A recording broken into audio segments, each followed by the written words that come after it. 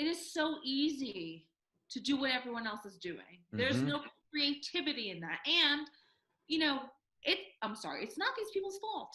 We're given the roadmap. You want to be a success, baby? Here, I'm going to show you how to do it. You're going to be a lawyer, a doctor, and you're going to like it. And at 25 years old, you're now set for your life. Go live for 40 years. And we cage ourselves in our little jail cells that we made for ourselves in our mind. And I am here to tell you that your life is too precious and you have too much opportunity and talent to not go for it. It's great and it's beautiful and it's safe and everything is always working out for us. And with a big enough vision and a big enough belief, there's nothing we can't do.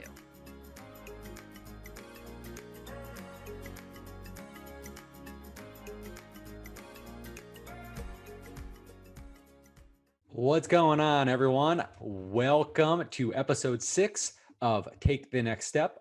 I am your host, Ryan Sterling. In this podcast, it is my job to interview someone who's gone on some sort of personal growth journey. And in our interviews, I dissect the journey one step at a time. And I have a treat for you today. You heard her in the intro. I have the powerful Natalie Elisha Gold. Natalie is a business owner. She is a media personality. She is an author of a best-selling author, I should say, of a number of books, The Millennials Guide to the Universe, Momma. And she has 2 coming out, one in around the holiday season of 2020. I love when it's Mommy and Me. And this week, she has a book coming out for I Am Ruth. It's a tribute to Ruth Bader Ginsburg. Natalie is a really special person. She's got a very compelling story. I call her, she is the combination of Elle Woods and Ruth Bader Ginsburg with an Oprah soul. So with that, I will turn it over to Natalie Elisha Gold. I hope you enjoy. You've already a best-selling author. You have 2 books coming out. And then I just look at, you've been featured in CBS, Yahoo Finance, Fox News, HLN, Cosmopolitan. And then you're a mom, which is also a full-time job. I mean, it's insane what you've accomplished. And, just looking at this, like, this doesn't happen by accident, right? I mean, this is a compilation of a lot of years, a lot of hard work. And then the theme of this podcast of Take the Next Step, I mean, this is where you are now, but really what I want to do, I want to take it back to the beginning. And we can go back as far back as you want to, but one thing that I'm really curious about is you're a lawyer by trade, you went to law school. When you stepped foot on your law school campus, was this what you envisioned for yourself? So yes and no. Okay. At 15 years old, Ryan, I became a lawyer. And I don't mean like literally, I mean, in my mind, the vision came, and it was an unfortunate circumstance. At 15 years old, I was a regular kid and walking across the street where I'd crossed thousands of times before, 2 blocks away from home. Literally 2 guys were racing their cars from street light to street light. And one hit me as I was a pedestrian at 60 miles an hour. Did not press the brake. Didn't press on the brake. Like, the entire left side of my body today is metal. What? And that is the day that I was like, I am bringing justice to this world. Wow. And I'm going to be a lawyer no matter what. And Ryan, I did college in 2 years and law school in 2.5, completely debt-free, full scholarship. Not because of who daddy and mommy are. Thank God, I love my parents. They're amazing people, but they're immigrants, very hardworking. They didn't have those kinds of connections. So your parents weren't attorneys? No, actually my grandfather was the first attorney in Israel, first Georgian Jewish attorney. Wow. And he's no longer with us. However, both my parents were not. In fact, I was the first person in my immediate family to finish college. I'm the oldest of 4 girls. So for me, how did you know at the age of 15, just that level of awareness, how did you know, okay, this isn't my fault. I'm in the hospital. I want justice in the world. I'm going to become an attorney. How did that enter your mind so quickly at that young age? Literally, when you're there, and there wasn't a big sum of money coming from this guy. He had the minimum in New York at that time was allowable, and I believe still is a $25,000 insurance policy, which is nothing. Thank goodness there is a group of insurance, coverage called no fault for when you're, for example, pedestrian hit by a car. So that took care of the majority of the medical expenses. But what I realized was this guy was 25 years old, racing from light to light at 7 o'clock on a summer night where little kids play across the street from a park, okay? And the next day was released from jail, served one night, and the guy, there was actually a co-pilot, like someone in the passenger seat of the car. And that guy came to the DA and said, look, I feel terrible about what happened. I was egging this guy on, and I was telling him, like, go, you can smoke that guy, like, go, do it. So the DA turned around and said to him, well, then we're going to arrest you too. So the passenger recanted his statement. And it was basically like, the guy, look, the universe doesn't let anyone get away with anything. But, he had been in prison. And I've seen him personally drive his car in the wrong way down a one-way street after this. So sometimes, always, the universe is talking to us. How clearly can we hear it? Mm-hmm. But I knew, Ryan, that from that moment, the doctors couldn't believe I was alive and that I would even be able to walk. And not only was I walking, but within a month and a half, I was dancing and choreographing on stage. Wow. So I said, this is the will that has to go and be a leader in this world. Mm-hmm. And there is no better way that I know that your voice will be heard than being an advocate for yourself and for others. And advocacy is what they allegedly teach at law school, which my law school is great. So, I knew it, but Ryan, to your point of when you walked onto campus, is this what you thought? I graduated college 2 years early. I was very young. I was like barely 21 years old, super blonde. And I walk on the campus thinking like I'm Elle Woods in the flesh. And in fact people would yell, Elle, and that's amazing movie, by the way. The best. Oh my God, so good. What, like it's hard? But yeah. So I went in with a what like it's hard attitude. And here's the secret, Ryan. It's really not hard. But the fact is, my ego took such a slam dunk down into, to the cement, and here's why. I could take those people head to head any second. I was getting it fast. I mean, there was no issue. I've always been a great student. It was not an issue. But then I got my first semester grades, and it was straight B's and B pluses. I had never seen a grade with a curve in it, okay? Mm-hmm. Only straight lines that make A's. Mm-hmm. Mm-hmm. And I'm thinking, how is this dumb idiot who's never said a word in his life? He's the one getting the best grade in the class. I've never heard him speak. Mm-hmm. Because law school grades you on one test, your final. Mm-hmm. That's it. Mm-hmm. So you could be, literally, my maiden name is Elisha. I would be raising my hand. My professor would be like, anybody else will miss it. Totally a gunner. But not because I'm but just because I was so into justice and fighting for the law and fighting for the little guy. And then I ended up with barely any friends in my class because how dare you speak and say your mind. I was ostracized. I was made to feel not good enough because of my first semester grades. And I really thought about quitting every single day. Mm-hmm. Which is amazing over like B's. All the other stuff I get, but like B's and B's pluses. I'm someone that was a classic kind of B student. So like that to me, so I was like, yeah, it's kind of reasonable. But is it, what hurt more? Was it the grades or was it the fact that you felt ostracized from the rest of your class? Both. Okay. It's the grades to me were a huge thing because literally what law school does is they pin you against each other. So in order for you, which I had an unbelievable full scholarship, which was literally a $200,000 gift from God. Yeah. So totally. In order to keep that though, you have to be in the top 50% of your class, which you're thinking like, Of course I'm in the top 50% of my class. I got a full scholarship here. Like, duh. Yeah. I'm going to wipe the floor with these people. And then you get there. And I literally was, after my first semester, the person right before 50%. Wow. Wow. So I'm like, oh my God, if I don't do better, I'm going to lose my scholarship, you know? So what then, so this, I mean, seems like this is, obviously outside of the accident you had, but, kind of after the accident, you seemed like you were guns blazing. You knew what you wanted to do. You were super successful in college. You graduated in 2 years. You get a full scholarship. So, I mean, you have it going on, right? And now here you go. You get your first major blow to the ego. What kept you going? My mom.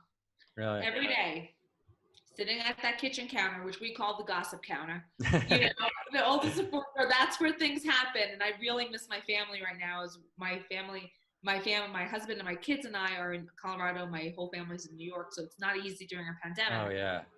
But we would sit at that counter. My mom would say, even if you don't practice, even if you never use it one day in your life, you got to get the degree. So I, thank goodness, figured it out, did much better my second semester. And then my second year, and I actually did law school semester early as well. I found out the one loophole you had in New York where you could take 2 summers and equalize it into a full-time semester. And then I could do it. So at 23 years old, I graduated law school. And but what about, so when you went back then and you figured it all out, did your relationship with your classmates change at that time as well? No. Okay. I kind of found a very small study group, 3 people, which they really let me teach them, especially real property. And that was the class I got an amazing grade in. If you really want to know how well you know something, try teaching it to somebody else. Oh yeah, for sure. No doubt.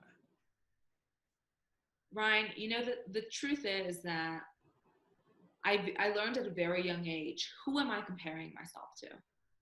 Are these my peers? Or are my peers the people who are already doing it, successful, killing it? Who am I comparing myself to? So that's an interesting point. So when you were at that time in law, because law school is an interesting beast. So I went to business school, and the school that I went to, the business school and the law school were right next to each other. Yeah. So, there was some sort of commingling between the business school and the law school, but law school was such a different beast than business school. And I mean, part of it is, I think you're hitting the nail right in the head, that it is oftentimes a zero-sum game where it's you guys are all against each other as opposed to working with each other. But it just seemed that and this is, for lack of a better term, the herd mentality in law school, especially early on, was like the corporate law job. Like, that's what I have to get. And 100%. Was that the cohort that you're referring to? Like, were they all gunning for those corporate law jobs? And what were you gunning for at that point in time? Like, what was your goal out of?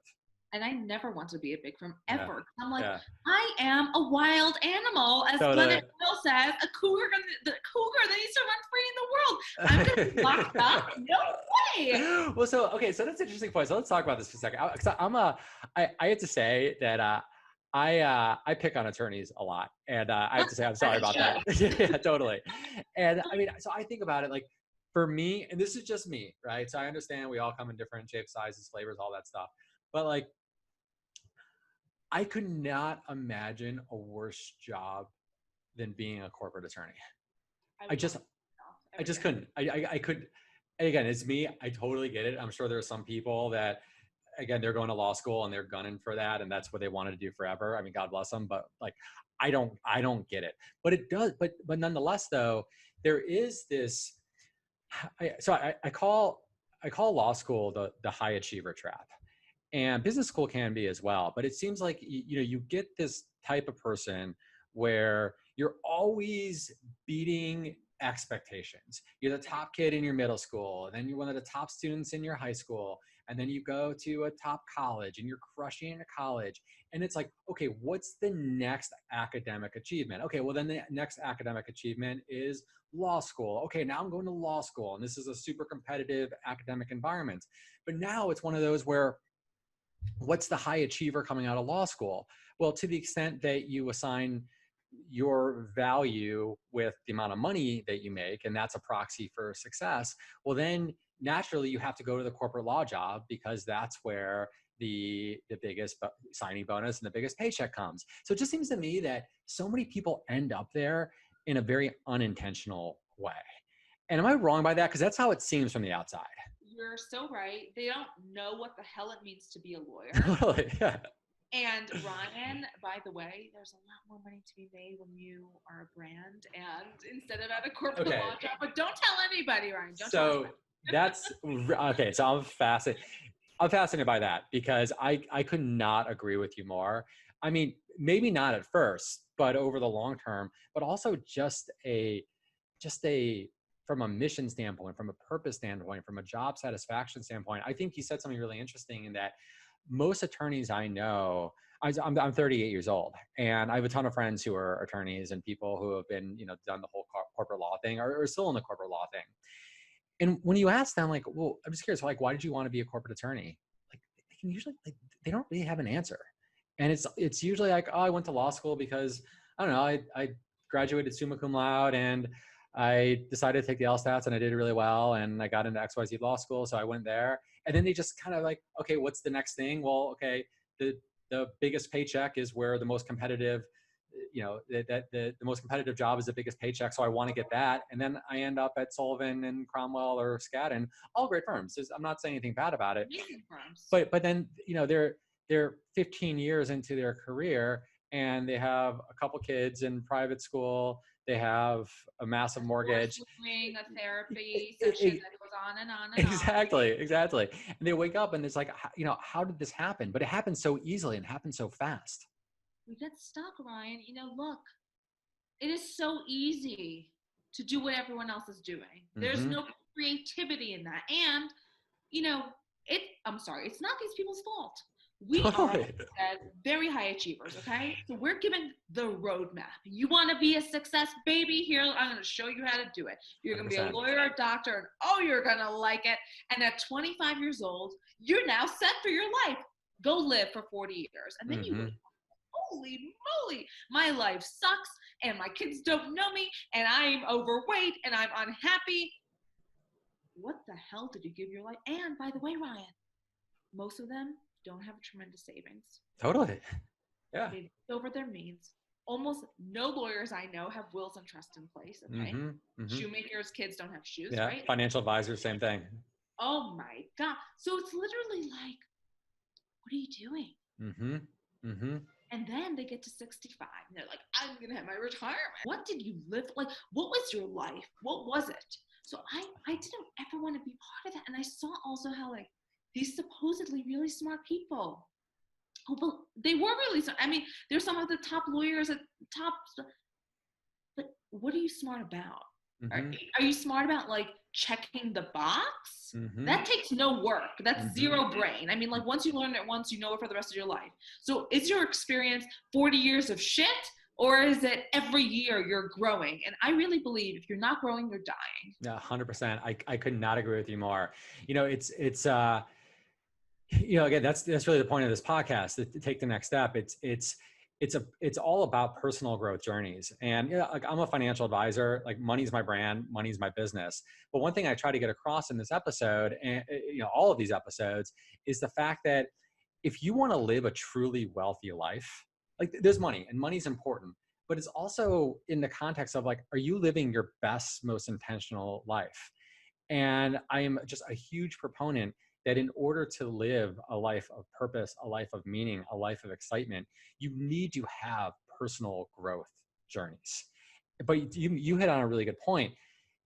We're not designed for that, though. The structure is not designed for it. The structure, when you talk about school, graduate school, professional jobs, it's not for personal growth. It's to fall in line and to deliver on what other people are telling you what to do.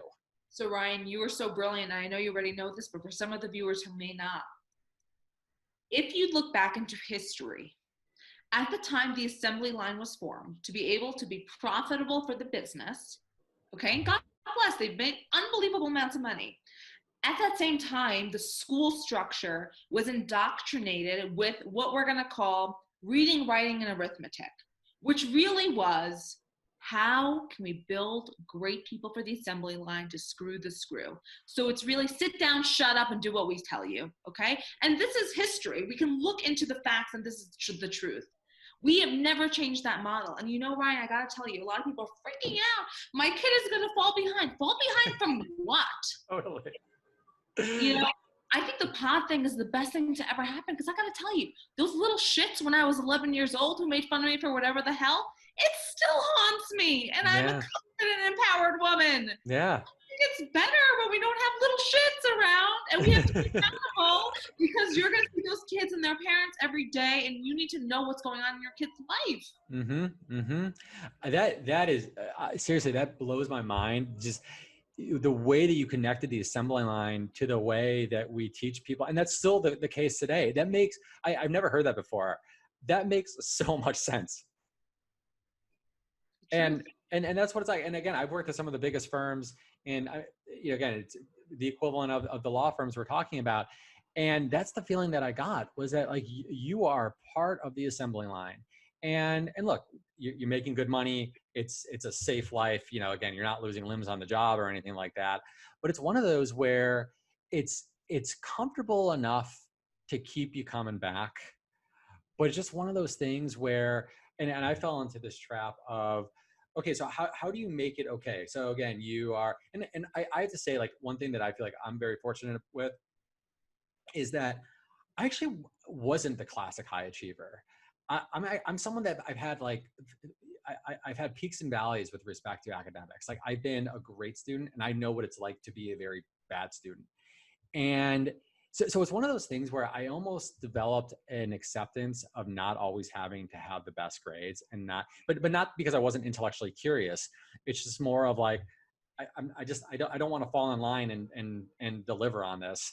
And I'm interested in some other things. So it's one of those where, like, I think that I was able to jump off the treadmill because of that, in a weird way, because I was okay to like not deliver on those societal expectations and have people be like, why did he leave, Goldman Sachs? It's because it's one of those where it's like, as much as like, that's what I thought was a holy grail when I got the job, and I'm super happy that I went there, and it's a great firm. I have nothing against it, but it's one of those things where I looked around and said, like, I'm going to get to 65 years old, and like, I'm going to look back and say, like, this is it. This is it. We have one beautiful life. What are you doing with it? Exactly.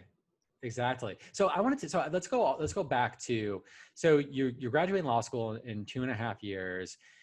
You're thinking differently than everyone else. You're not the herd mentality. You're not the Skadden or Sullivan, Cromwell, or bust. So what is it? Like, what's the urgency for 2.5 years, and what's the destination coming out of that? It's a great question. So, the urgency, you want to be with high achievers, and to me, it was like a drug. Like, you think you're better than me? You think that you're going to do something? You're going to a big firm? F you.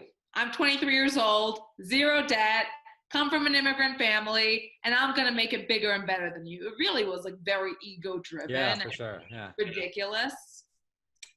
But Ryan, it's a compelling story. And to me, I think nothing is by accident.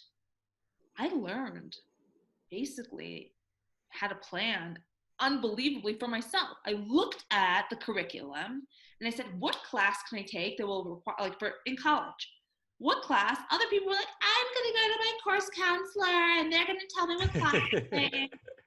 I went in on orientation with 3. I'm like, okay, these are the classes I'm going to take. And if not, option B, an option. They're like, we've never seen somebody do this. I'm like, what do you mean you've never seen? Like, what's wrong with these people that they're not doing it? So that's why I was able to do it in 2 years, because I would take one course that would fulfill 5 requirements. I was so intentional about what I'm doing. Now, at 23 years old, it's a very good story to tell people, look, this is what I was able to do. But now it's no longer about the ego. I couldn't care less. I thank God I'm already married to an amazing man. I already have 2 amazing kids. Who else am I trying to impress? What I'm trying to do, though, is show people it's not 4 years because they say it's 4 years. It's not going to cost you $300,000 because they say it's so expensive. You want to know a better way? Shameless plug, go read the Millennials Guide to the Universe, and I lay it out step by step for you how to do it too. So it's not about we don't know how. It's what are you choosing to do? Yes or no? Okay, that's powerful. That's powerful. That's a theme that's coming up a lot, the theme of choice. Yeah. So when you think about what are you choosing to do, so go back to your 23-year-old self. What's a choice that you made that changed the trajectory? I'm in a real estate development company in-house, and I see a dispute happen with my boss, who's the younger, the CEO of the development company, and his dad, who had built truly a fortune and truly an unbelievable business. And through that dispute, I'm thinking, what am I doing here? Like, I need, it's time, it's ready for the next. Ryan, I ask you a question. Yeah. Why did you go to that? Why was that your first job out of law school? So you're going to laugh. I literally was taking my summer courses the summer before because I was graduating that winter. I got some PI internship, which I got in there, and I'm like, oh my God, this is really not for me. PI, define PI? Personal injury. Okay, got it. Okay. And I sat there for 2 days, and I'm like, if I have to sit here for another 2 days, I don't know what I'm going to do to myself. So it just so happened that an opportunity came up online. I sent in my resume, hundreds of resumes, but I happened to be the first one that they called, and I answered the phone. Okay. So at the time, the general counsel called me, Dave, and he goes, well, when can you come in? And blah, blah, blah, blah, blah. And I'm like, well, how about Friday? No, I go home early on Friday, summer Fridays. So I said, how about today? I can be there in 2 hours. And because of that, you have to be the one. Like, people don't realize there is so much competition, especially today. Like, there's so many people. Totally, okay? no doubt. You have to go make it happen. And it's not about when it's convenient for you. It's about you want it, you go make it happen. Yeah, for sure. So okay. So then you're in-house counsel at this real estate firm. There's a dispute, and now we're getting down to this choice. That's kind of one of these first pivotal choices. So coincidentally, which I don't believe anything is coincidence, but let's use that term for freedom of choice of words. Okay. This woman came to my mom. My mom is a manager of a bank at this point. And she's like, I have my law firm in Queens, and I'm a trust and safety attorney. And do you know anybody? Because an associate just gave her notice, and I need to fill that position. So she goes, well, actually, my daughter, I know she's looking for something else. There you go. So I learned from this trust and estates firm, which was really a small firm. But wait, so going back though, when you were at the real estate firm and then there was a dispute, was there something about the dispute that said like, I'm making a choice to not want to do this anymore? Yes. And it had to do with inheritance and money. And I'll leave it at that because I don't want to disparage anyone. Yeah. But you quickly realize this isn't where I want to be and where I want to align myself with? Correct. Okay. So then an opportunity came up to pivot to join this one private practice in trust and estates. Okay, got it. Okay, so it was really an elder law firm. So I realized so quickly what an amazing area of law this was. I just hated work so much. And this is coming from a person who really, I'm a very hard worker. It's not that I'm afraid to work hard. It's just that when you go into a place and every day you feel like your insides are dying. Yeah, for sure.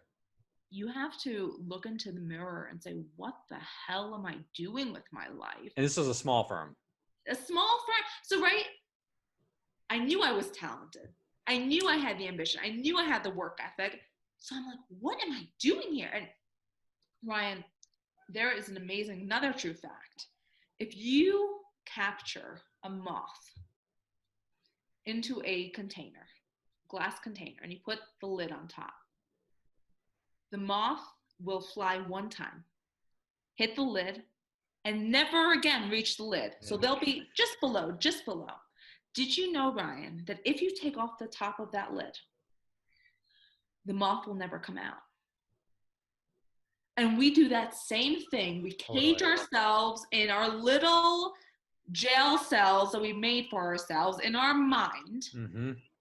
And I am here to tell you that your life is too precious and you have too much opportunity and talent to not go for it. Like, what's the worst that can happen? Honestly, I was 24 years old, had zero debt, was living at home. What is there to lose? So you weren't married at the time. I mean,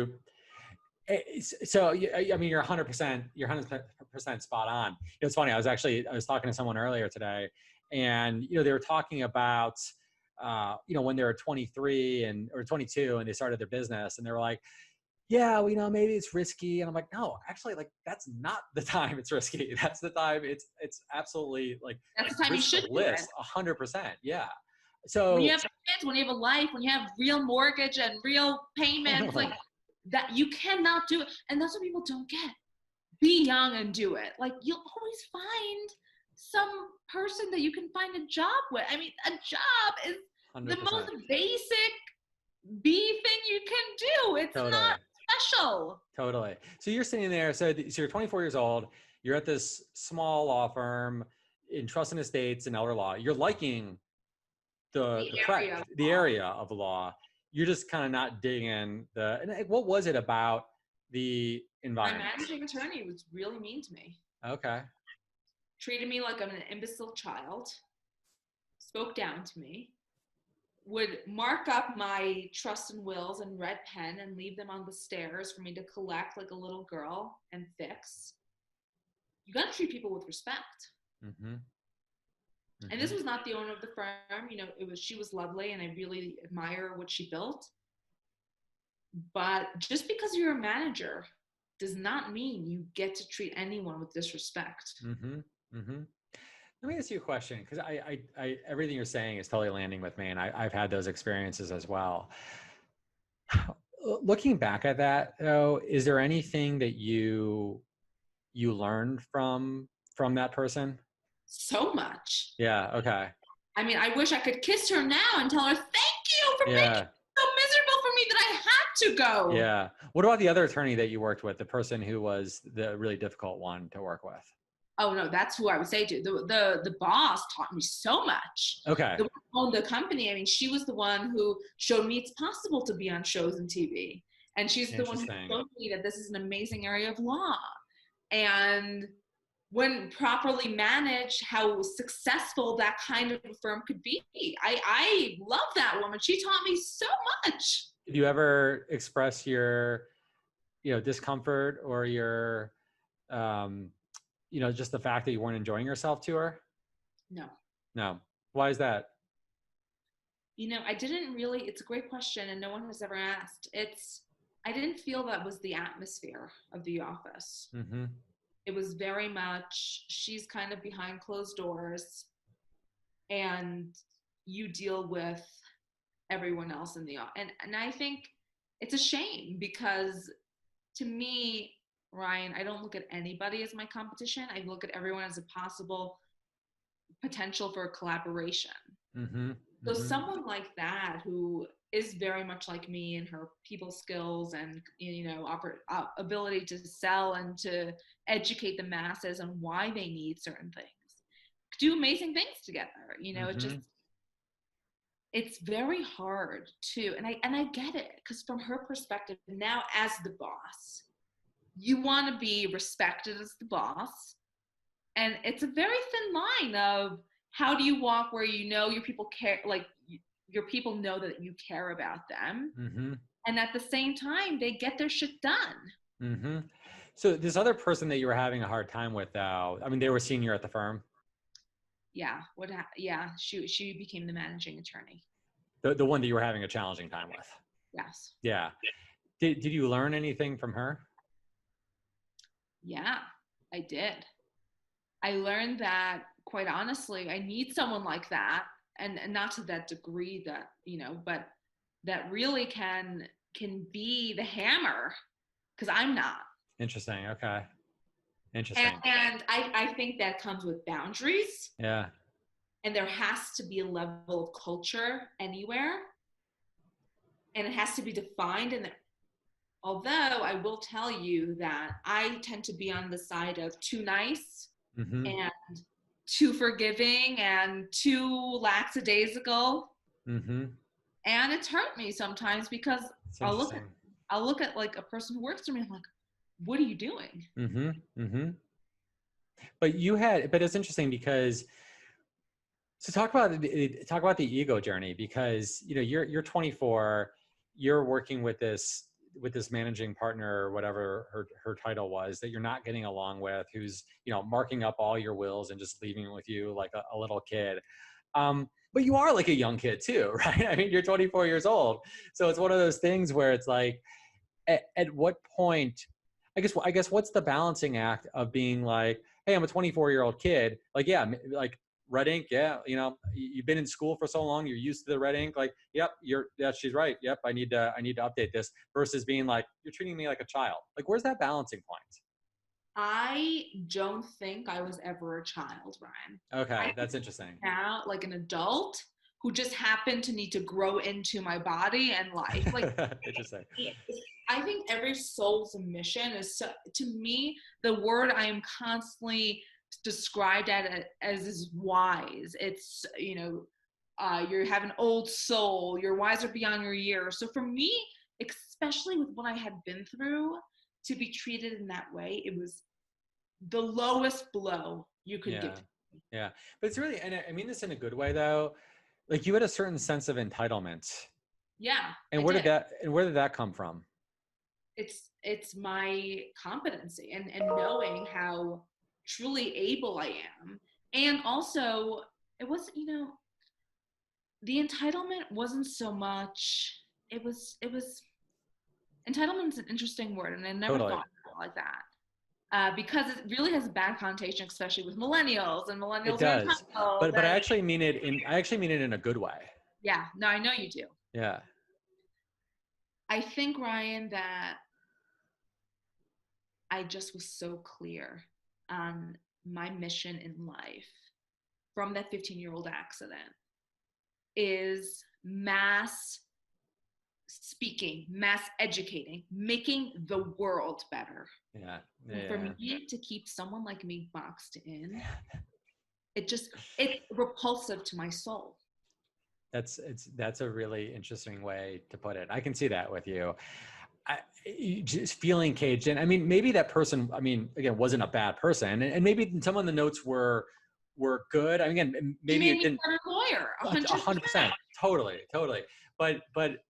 But I appreciate, though. On the other hand, I'm looking at it and saying, just the 24-year-old you, like, I'm really impressed with, again, that level of awareness, and again, entitlement in a good way, where you're saying, I'm 24, like, I technically still should be in law school, and here you are as an actual practicing attorney, and you're getting notes back. You're doing the job. You're making money at a super young age, and you're like, no, I can't be boxed in. I mean, that says a lot. I just don't think a lot of people at 24, 100%, totally. But that comes from somewhere, and I guess that's what I'm trying to get.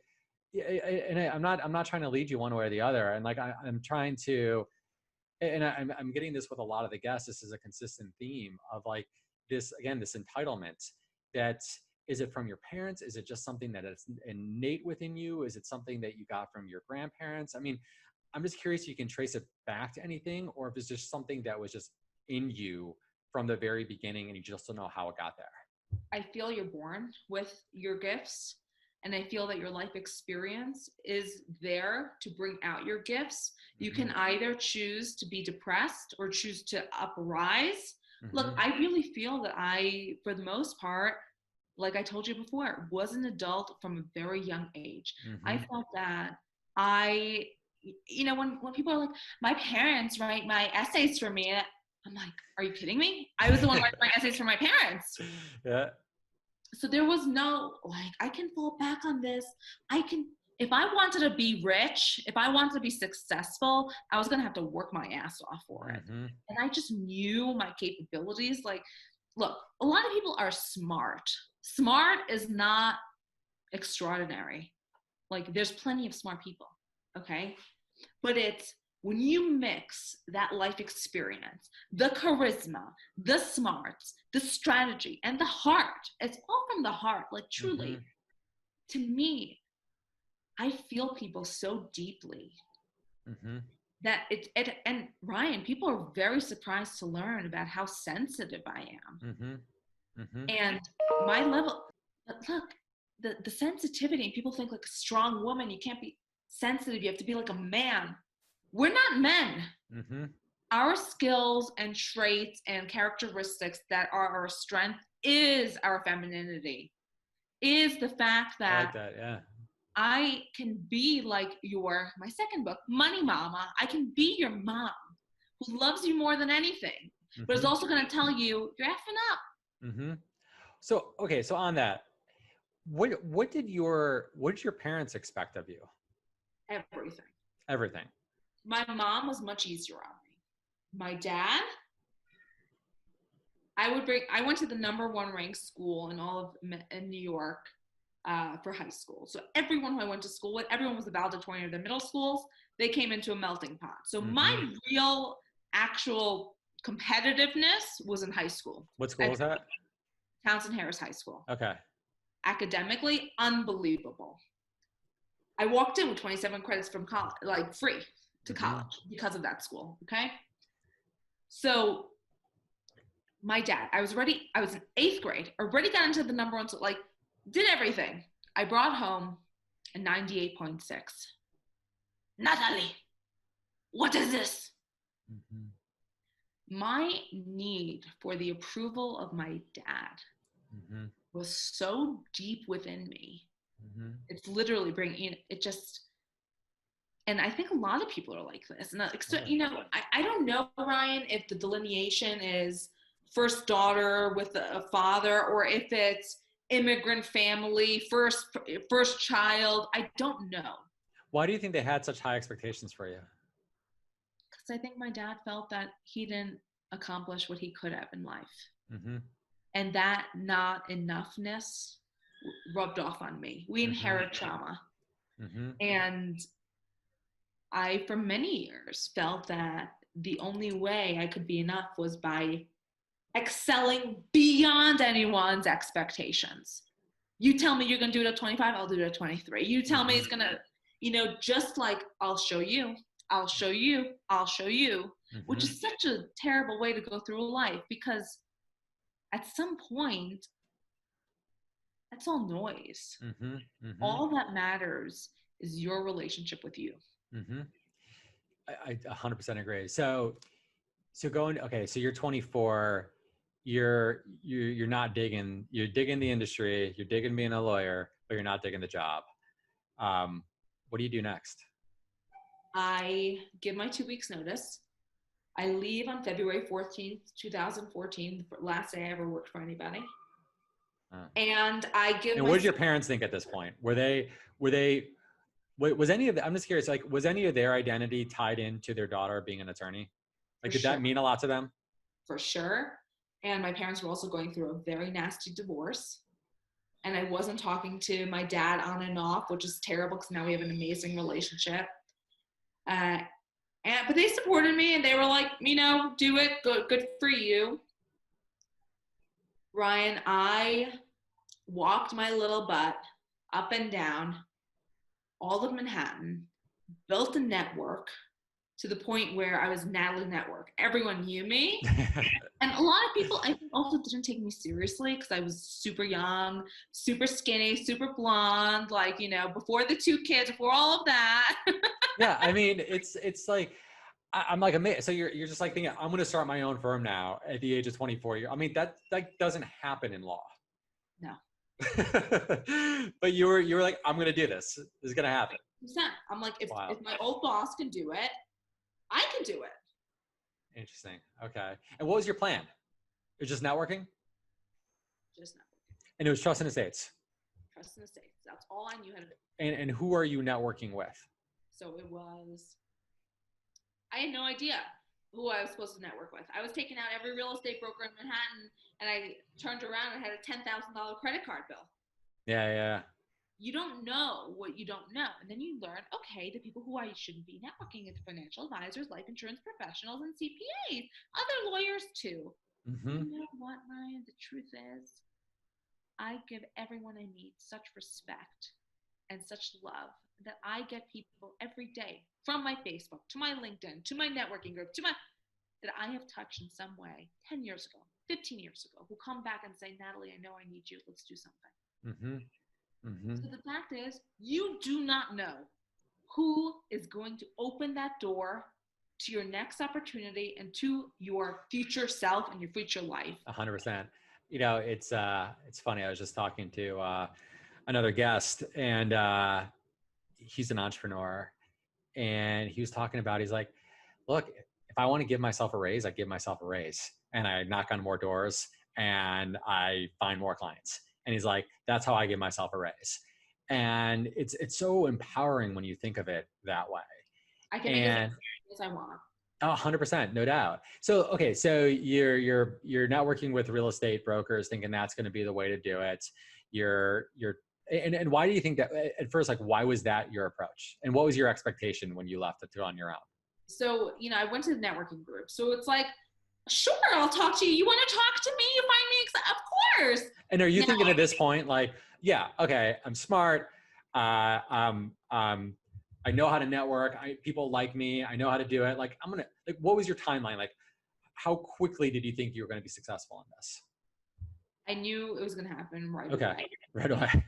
The fact is, it took me 6 months to really, but that's an unbelievable time frame. It's really fast. Yeah.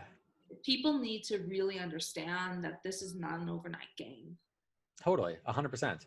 But when you say 6 months, so like 6 months was, when you say it took you 6 months, it took you 6 months to get where? What was the first benchmark?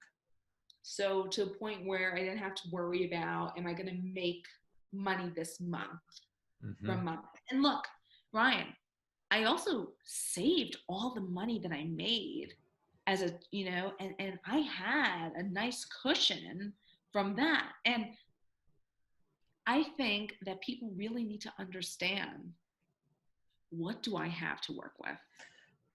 Okay. So I'm glad you said that. So that's a really good point. So with that, then before you left the law firm, and I know we're jumping around a little bit, but before you left the law firm, what was the time frame between when you said, like, I don't want to do this, I want to start my own firm, to when you actually left?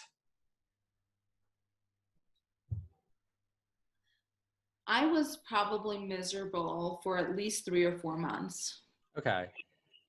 So there's 3 or 4 months. So you were saving money. I mean, so you knew 3 or 4 months that I'm not going to be here for forever. I want to start my own firm. So are you aggressively saving money at that point? Always. I mean, Yeah. I tell people, it's not what you make, it's what you keep. No doubt. Yeah.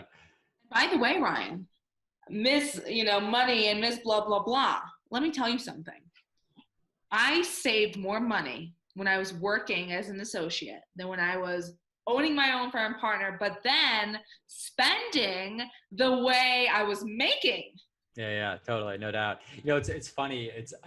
You're 100% spot on. And it's funny because again, talking about people in my network who are attorneys, I know someone, it works at one of the big law firms. Let's put it that way, like a Sullivan Cromwell. It's not that firm, but something along those lines. And he hates his job. Again, he's one of those where it was just all in an intentional way, and he makes a good amount of money, but he hates his job. And he's like, every time I see him, he's like, I would love to do what you do. I would love to start my own firm. I would love to be my own boss. And then 2 minutes later, he's showing off his brand new Mercedes and saying, now he's belonging to a new country club. And he's like, you got to show up in style. And I joke, it's like, you say you want to be off on your own, you want to do your own boss, but are you spending in a way that's getting you closer to it, or is it taking you away? Because all you're doing with that, if you want a Mercedes, have a Mercedes. That's great, right? I have nothing against it. But it's one of those where if that's just making you more dependent on Sullivan and Cromwell, well, then you just have to be comfortable there then. And that's what they want. And that's what you want, exactly. The drug, it's exactly constantly the drug. And the fact is, if you ever want to go out and stop talking and start doing, then you need to understand that you're not going to make money right away. So, the law firm is so much better. Totally. So that's it. Okay. I'm glad you mentioned that. So so you're networking, you're giving yourself, I mean, because you were really intentional with saving, you're giving yourself a good runway to get launched. Oh yeah. But it's also one of those things like you seem like you had pretty low overhead at the time. Very low. And you know what? I think my mom, I was able to stay in the house I grew up in, which by the way is also 2 blocks away from where I went to law school. So not only did I go full scholarship, I had 0 rent payment. Yeah, totally. And I was a waitress making cash money, okay, as a 19, 20-year-old and able to save every penny of that. Yeah. So, okay. So you have the runway, you're not living a lavish lifestyle. So you're able to provide, and like, it's so funny. And that's where like money fascinates me. And I love the money business because it's so much more than just about the investing side of it. And I mean, the investing side is important. The planning side is important, but equally as important is your relationship with money. Absolutely. Right. And are you spending in a way that's getting you closer to your best life? Or are you spending in a way that's actually against it and keeping you trapped? And you're just that moth, as you mentioned, that's just swirling around in the jar. And that's the reason so many of us do. It's because we're trapped in a prison of our own creation. Right. Oh, And it's all about just the stuff that we're accumulating. And it's funny because like, you talk about risk and the fact that like, it really wasn't that risky at the time. You were young, you were living exactly, right? It's funny. I talk about this with like people with the stock market where they're like, oh, well, I don't want to invest in the stock market because the stock market's risky. It's like, okay, so the stock market's down on a calendar year basis. On average, the stock market's down about 30% of the time. Okay, on average. So yeah, 30% of the time, 3 in 10 years, like you're gonna have a down year. Okay, that Rolex that you bought, or that better example, those shoes that you bought, guess what? That's down 100% of calendar years. Immediately, right? So it's like, right? You don't know how many people I know with a closet filled with Louis Vuittons, and they ain't going anywhere right now in COVID. Look, the truth is, we fill our lives with so much crap, and then we're like, we can't move. We have too much stuff. Exactly. 100% spot on. Totally. So you're now making this pivot. You're realizing, okay, real estate brokers aren't going to do it. I need to network with a different circle.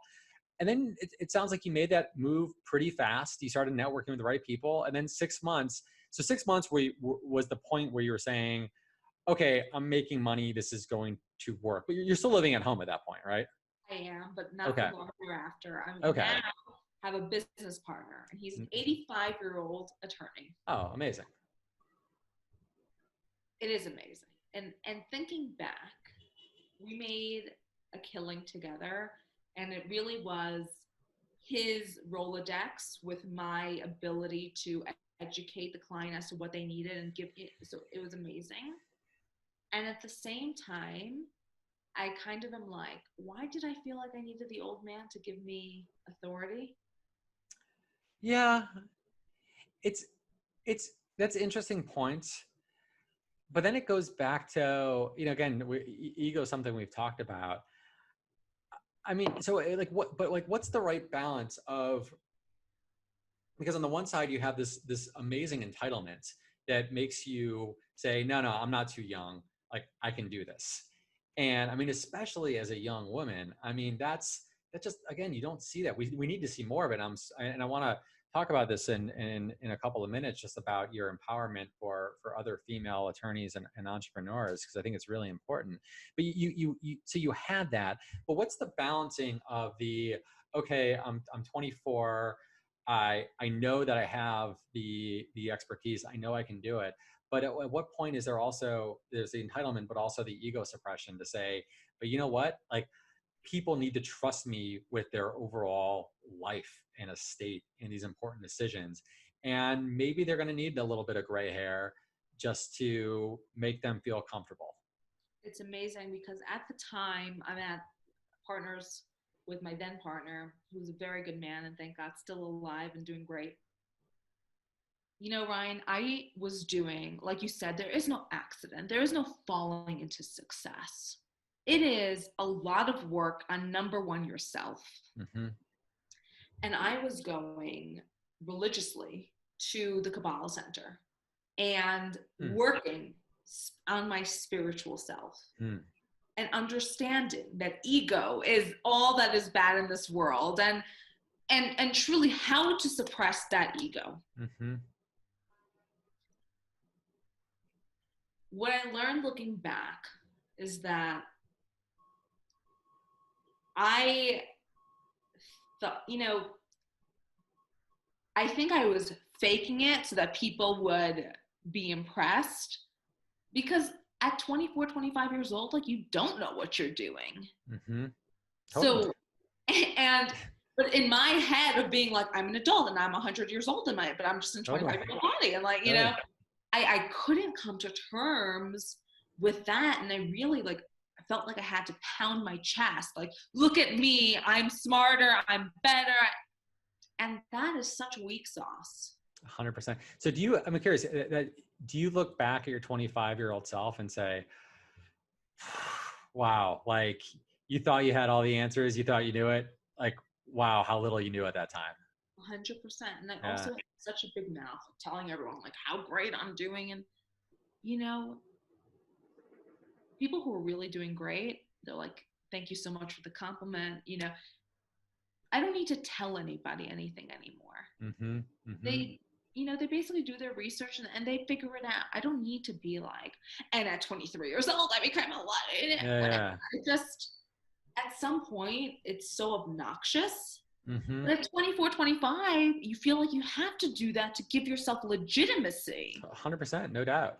No doubt. And again, like, you can look back, I look back at certain things and I cringe, but at the same time, it's like, but you had to do that though. Right. You had to, right? And that's just part of the process.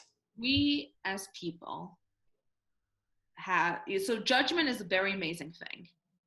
And you only get good judgment by bad experiences. No doubt, 100%. No doubt. No doubt. It's okay. It's the journey. Yeah. No doubt. No doubt. And look, it's one of those things I value those times where, again, I had bad judgment or I messed up, because it's the learning experience. But it does take that ego. We keep talking about ego. It does take that ego suppression to be like, you know what? Like, I don't have all the answers and I need to be on my ass for a little bit. And I need to look around and I need to take ownership and accountability for it. Because it's also really easy not to. And it's a realization of, if I'm the smartest person in the room, get out and find a room. Because if I'm done growing, which is basically what the educational system tells you, you're done growing when you graduate from graduate school. You're done. You're now a fully formed human being. Good luck in the world. Yeah. Yeah. And that's the furthest from the truth. Only at that point, when you're not distracted by learning for the final and getting educated and getting all this information and memorizing it to only forget it the next week. Only then do you even have space to think about, who the hell am I? Yeah. And what do I want in this life? For sure. No doubt. No doubt. No, it's, you are 100% spot on with that. And it's, it's interesting. I think about also just with respect to, the kind of the fake it till you make it when you're younger, and we're still very young, by the way. Right. So this is one of those things where, like, I am so beyond invested in this personal growth journey. And I'm super excited. I'm sure I'm going to look back at 50 and look back right now and say, like, oh my God, I can't believe I did this in my business. I can't believe I said this. I can't believe I thought this was going to work. But it's one of those things, like, I've noticed that the older I get, the more expertise I get, the more confidence I get, the more I say, I don't know. 100%. Because only fools pretend. Totally. I've gotten very comfortable with just like, I don't know. I don't know. And I think it's something, do you know, I think it was, do you know James Altucher? Yeah. I heard him on a podcast recently, and he said, I don't know.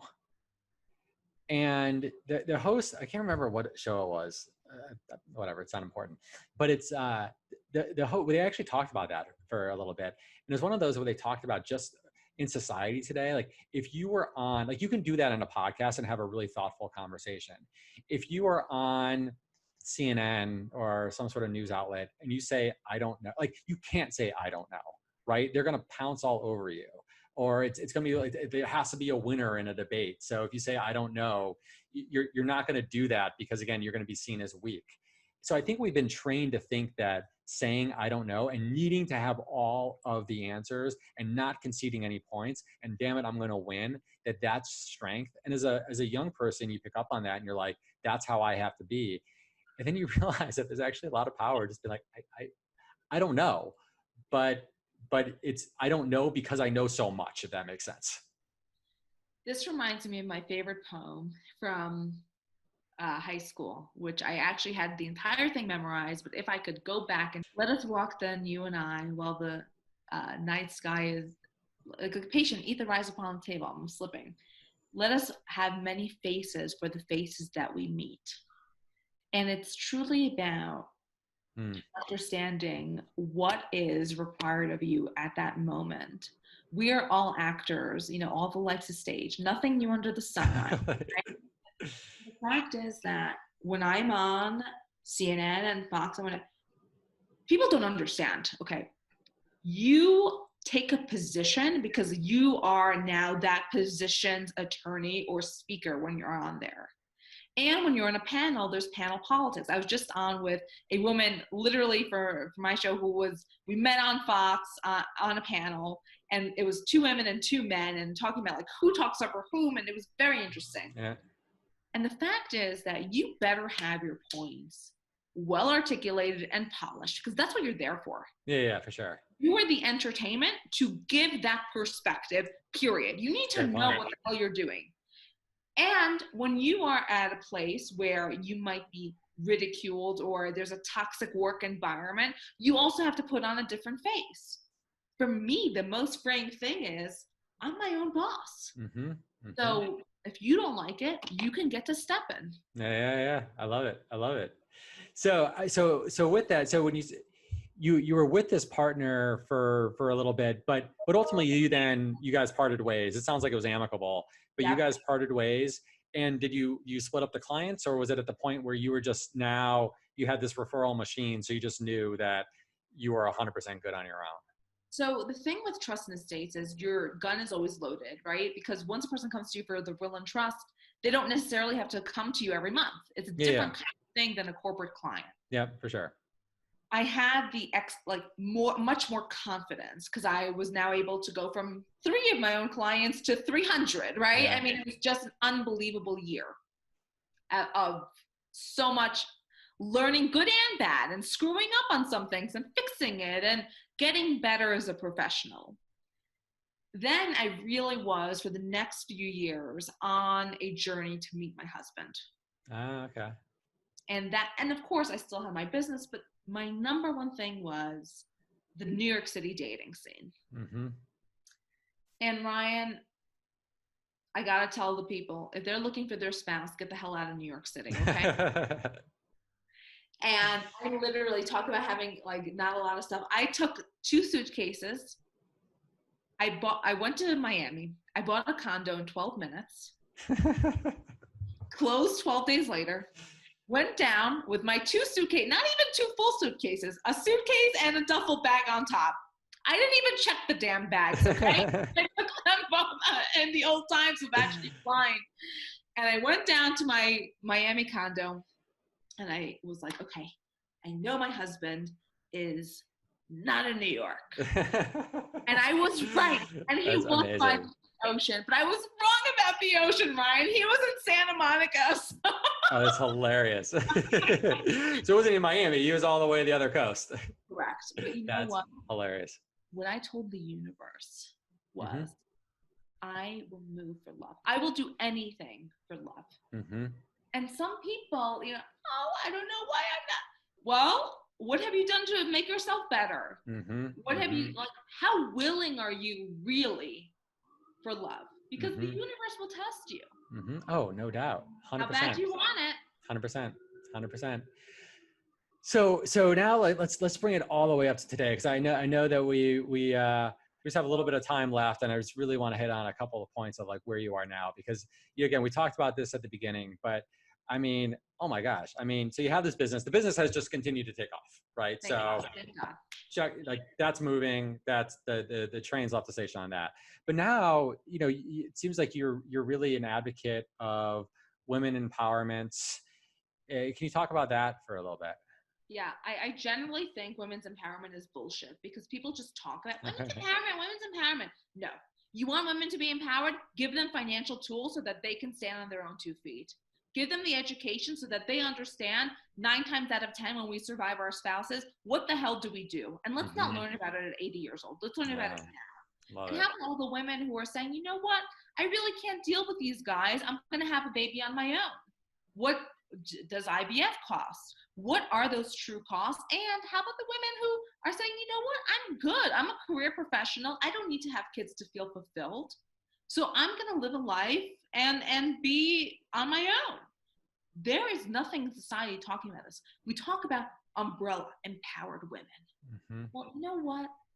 I want to truly not like stop talking, you know, people like this, go like this and start actually doing something for women, not just talking about it. So what do? I go back and I mentor women in all different, from middle school to high school to college to law school. I give people opportunities and internships. And you know what? If I don't have a position for my firm for someone, I'm going to connect them to the right person. So I do have a great network. And what they're going to learn from me is the ability to speak with confidence and conviction no matter what you say. They're going to learn how to network. They're going to learn how to sell themselves and their business and how to market the shit out of themselves, because I'm sorry, there is nothing new under the sun, and business is about 2 things: innovation and marketing. I love it. A lot of attorneys don't know that. How did you figure that out? Because I'm a you know, I'm like, look, Ryan, for me, I am a woman who wants to shake this world up, not because look at me, that used to be, but truly because I have a voice. I know how to use it. I'm not scared. And it's not fearlessness. Fearless people are stupid. You should look at the fear. I totally agree. It's courageousness. Despite the fear, are you still going through it? Are you still doing it? Because I'm not going to say, oh my God, I knew everything would be great. We don't know, Ryan. We don't know when tomorrow you're going to walk outside and get hit by a drag racing car. I know, totally. So what's the next step from here? Okay, so I am amping it up. So my firm deals with traditionally high net worth and ultra high net worth people. What we're doing is a lot of legacy planning. It's tax planning, etc. It's fun for me because it's a puzzle. It's like, what does this person want to do? How do we back end into that? However, the bigger thing for me, the rich people will be fine. They're going to find a great attorney, and maybe they don't have the amazing personality I have, but they'll find someone confident. Yeah, sure. But the regular people, the 64% who die without a will, the 9 out of 10 women who survive their spouse, the men who don't have long-term care insurance and typically need it first, and they can dwindle down their assets until there's nothing left. And what happens to the wife who might live 20 more years? Okay, those are the people. Now, I thought about it. I said, how can I make the biggest impact knowing my expertise? So I'm like, oh my God, I'm going to build a community around this, that the working moms who are lawyers can now embrace the mission of love, which is lift and uplift others to live vivacious, victorious, and extraordinary lives that they've never seen another lawyer say, and cannot believe it exists, and cannot believe they can work on their own time and also be a mom. And then the other people on my other business, which is Life Legacy Legal, which is more do-it-yourself AI technology that we built. Well, what if we empower them to be able to make money on whatever they sold to themselves and their own network, doing good and doing well at the same time? So this is what we're rolling out now, Ryan, because the fact is, one-to-one is great, but I know that my voice and this protection of families has to be one-to-many. And the only way to do that, I used to think, me. I forget that. You are limited. We are only 24 hours in a day. And even though, thank God, I have amazing kids and they keep me up and whatever, it's still not enough time. Yeah. The vision is too big. So when the vision is that big, you have to bring others in. You have to enroll them into the vision and make it that everybody wins, because I don't believe in the zero-sum game. I think the only way this universe moves from where we are to where we're going is win, win, win, win, win. Love it. Beautifully said. I love it. So if someone wants to connect with you, engage with you, talk about, what are the books that you have? how can they find you on social media? How can they engage with you? Awesome. So look for Natalie Elisha Gold. I'm on LinkedIn, I'm on Facebook, and on Instagram. My books are The Millennials Guide to the Universe and Money Momma, which, you know what, I so strategically Do it. I love have it. it right here. And I'm not afraid to market myself. You have to be your own Please. advocate.